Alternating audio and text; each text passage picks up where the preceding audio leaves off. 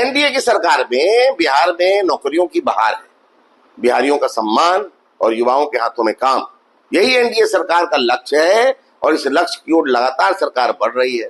माननीय मुख्यमंत्री नीतीश कुमार के नेतृत्व में युवाओं को लगातार नौकरियां दी जा रही हैं। माननीय मुख्यमंत्री जी ने स्वतंत्रता दिवस पर ऐलान कर दिया कि 2025 विधानसभा चुनाव से पहले राज्य में युवाओं को 10 लाख नहीं बल्कि 12 लाख सरकारी नौकरियां दी जाएंगी। नौकरी बांटने का झूठा श्रेय लेने वाले जंगल राज के युवराज अब पूरी तरह एक्सपोज हो चुके हैं।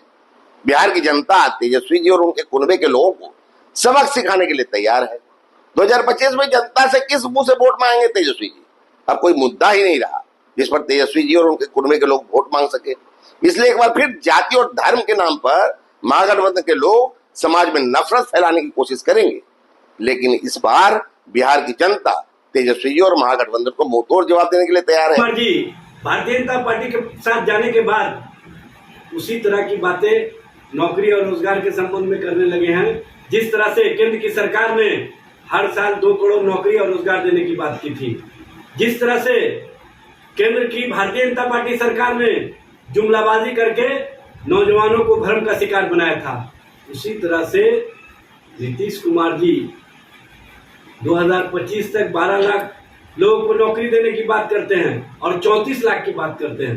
नीतीश जी, आप बताइए कि महागठबंधन सरकार के समय 5 लाख से ऊपर जो नौकरियां दी गई, तेजस्वी प्रसाद यादव ने जिन संकल्पों के साथ नौकरी और रोजगार के मामले में स्पष्ट रूप से नौजवानों के चेहरे पर मुस्कान और नौजवानों के भविष्य को बेहतर बनाया, उसके बाद से एनडीए की सरकार बनने के बाद लगातार लोग नौकरी और रोजगार के लिए तरस रहे हैं। सिर्फ और सिर्फ लोगों को भ्रम की राजनीति और भ्रम का शिकार बनाया जा रहा है। आप उसी तरह की बातें कर रहे हैं जिस तरह से नरेंद्र मोदी की सरकार ने 2014 के बाद किया था कि हर साल 2 करोड़ लोगों को नौकरी और रोजगार देंगे।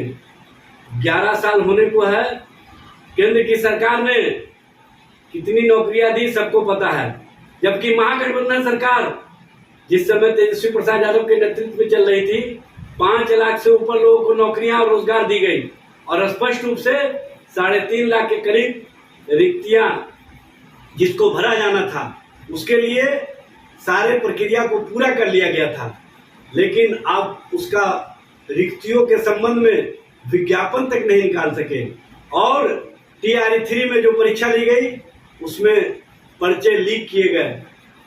सिक्कों की बहाली लगातार कहीं ना कहीं लेट लतीफी का शिकार हो रहा है। स्पष्ट रूप से जो बिहार में डबल इंजन की सरकार बनी है, ये नौजवानों के नौकरी और रोजगार के प्रति गंभीर नहीं है।